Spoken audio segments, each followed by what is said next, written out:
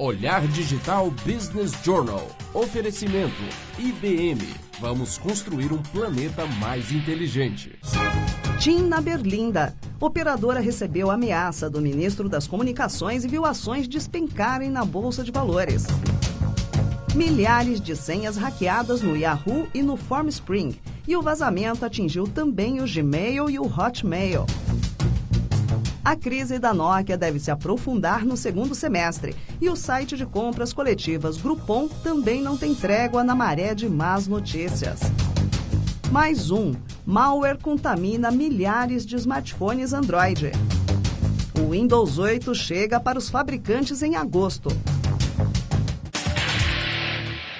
Olá, bem-vindos ao Olhar Digital Business Journal. Em nome de toda a equipe do Olhar Digital, quero agradecer o carinho com que vocês receberam esse novo produto. Tão importante quanto as notícias do mundo da tecnologia são as participações e opiniões de todos vocês que convivem conosco na comunidade Olhar Digital. Então, fica registrado o nosso profundo agradecimento pelas mensagens, pelos e-mails e pela atenção que vocês dedicaram a essa nova edição do Olhar Digital.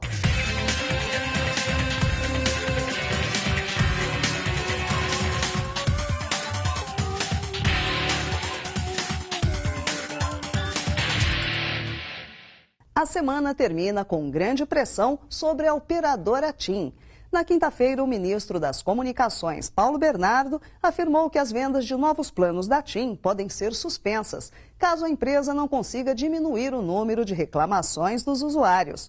A TIM é quem acumula mais queixas entre as operadoras. As principais reclamações dizem respeito aos serviços de atendimento ao consumidor e, é claro, ao serviço de voz e de dados. A empresa se pronunciou, afirmando que cumpre à risca as determinações da Anatel.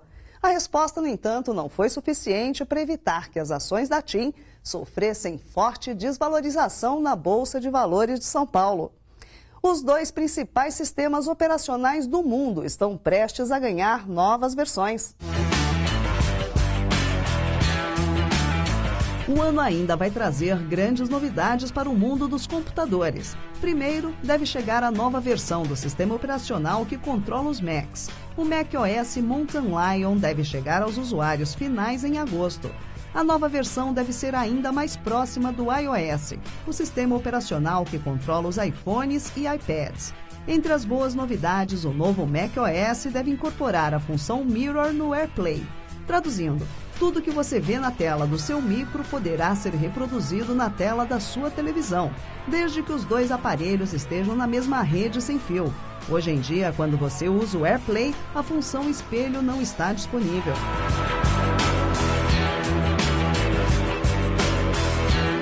Também em agosto chega o Windows 8, só que não para os consumidores, apenas para os fabricantes. A previsão da Microsoft é que o novo sistema operacional comece a ser entregue para os produtores de PCs já no mês de agosto. Isso significa que os computadores com o novo Windows devem mesmo chegar às prateleiras no mês de outubro. Nossas vidas digitais estão cada vez mais sujeitas a perigos virtuais. Nessa semana, 2 grandes vazamentos de senhas na internet chamaram a atenção novamente para a questão da segurança digital. Direto da redação online do Olhar Digital, nossa repórter Stephanie Kohn tem os detalhes. Stephanie, as vítimas foram o Formspring, o Yahoo, o Gmail e o Hotmail. Pois é, Marisa, grande preocupação para as equipes de segurança de TI. Primeiro, veio o vazamento de cerca de 400 mil credenciais de usuários do Formspring. Os nomes de usuários e as senhas dessas pessoas foram roubados por hackers. Segundo o Formspring, as senhas estavam encriptadas e foram resetadas, o que não teria causado maiores prejuízos aos usuários. Para quem não sabe, o Formspring é uma rede social de perguntas e respostas no estilo do Yahoo Respostas. Agora, o mais grave foi o que aconteceu com o Yahoo, não é, Stephanie? O problema resvalou também no Gmail e no Hotmail, não é isso? Realmente o problema do Yahoo foi mais grave. Nesse caso, um grupo de hackers que se autodenominou D33DS invadiu os servidores do Yahoo e roubou nomes de usuários e senhas de mais de 450 mil contas. Os hackers conseguiram invadir os servidores usando uma técnica conhecida como SQL Injection.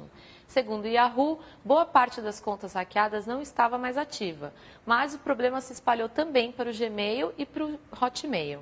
Acontece que é possível fazer login em serviços do Yahoo usando contas desses dois outros serviços.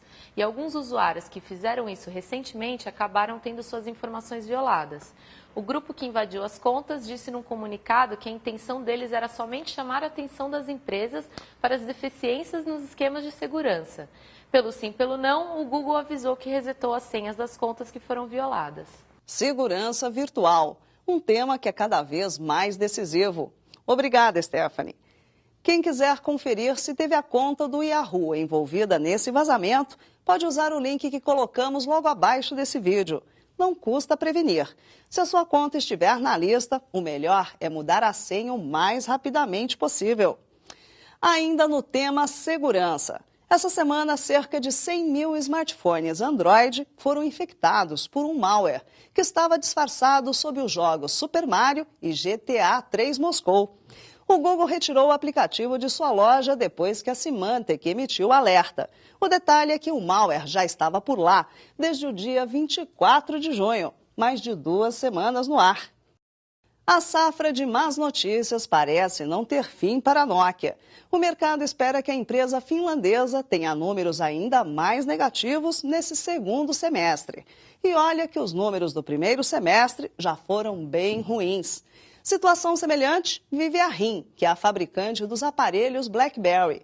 Essa semana a empresa anunciou que seu novo sistema operacional, que tinha previsão de lançamento para esse ano, vai ficar para o ano que vem, o que aumentou o nível de insegurança em relação ao futuro da empresa.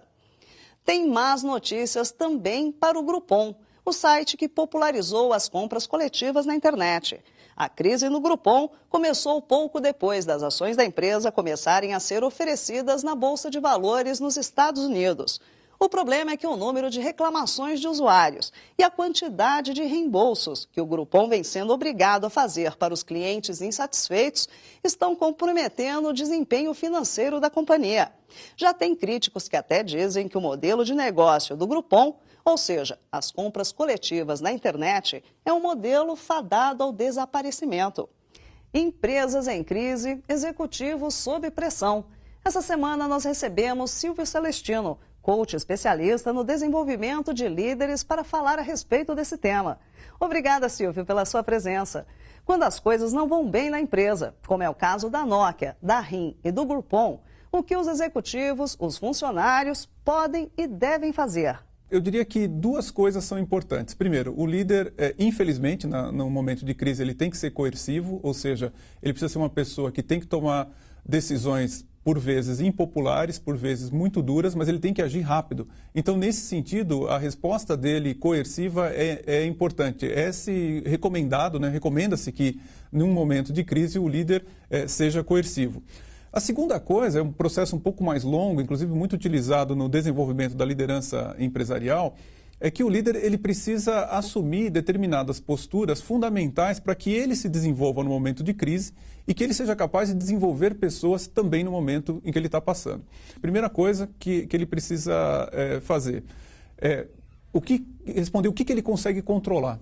Ou seja, em todo momento de crise, em todo momento de adversidade, se o líder ou a pessoa que está em crise consegue controlar algo, ela ganha possibilidades maiores de lidar com a situação. A segunda coisa que ele deve responder é o seguinte, pelo que eu serei responsável? Ou seja, independente de quem causou a situação, qual é a responsabilidade que ele vai assumir no decorrer da crise? A terceira coisa que o líder deve responder é o seguinte, qual é o alcance da adversidade, qual é o alcance da crise. Então, muitas vezes a crise ela é derivada de um planejamento estratégico que está atrasado ou que não foi implementado apropriadamente.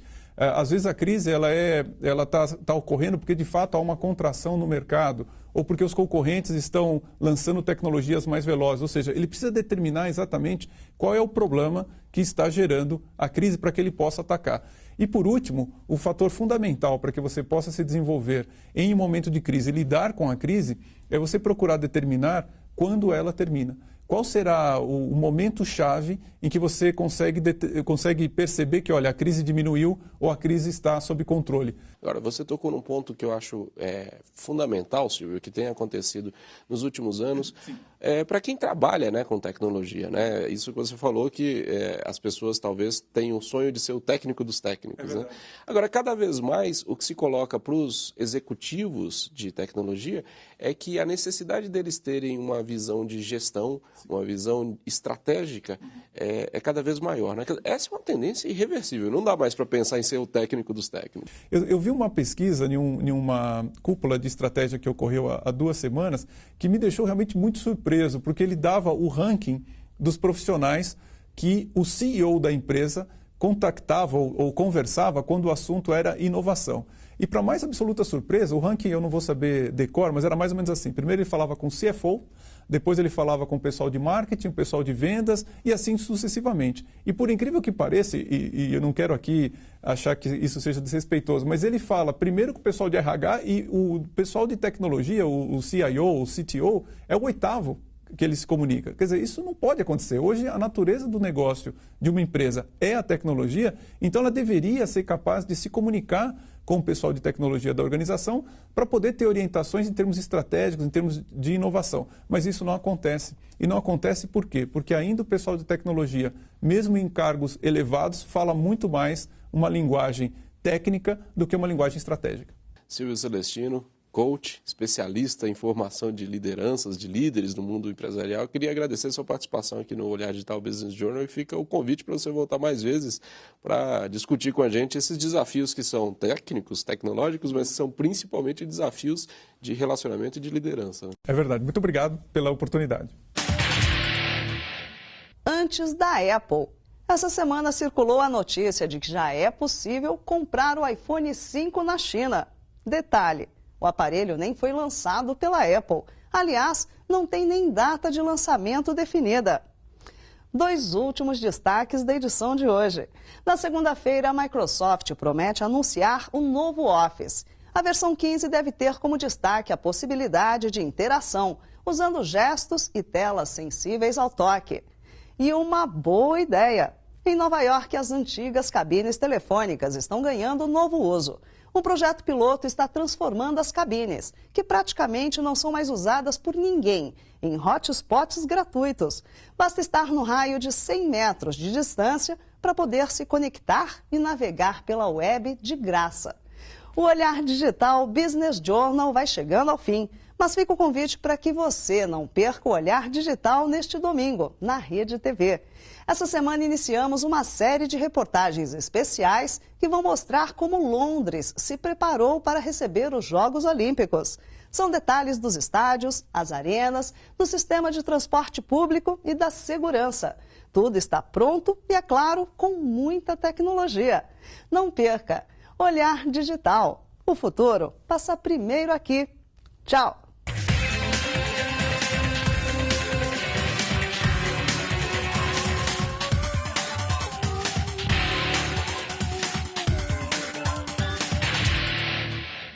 Olhar Digital Business Journal. Oferecimento IBM. Vamos construir um planeta mais inteligente.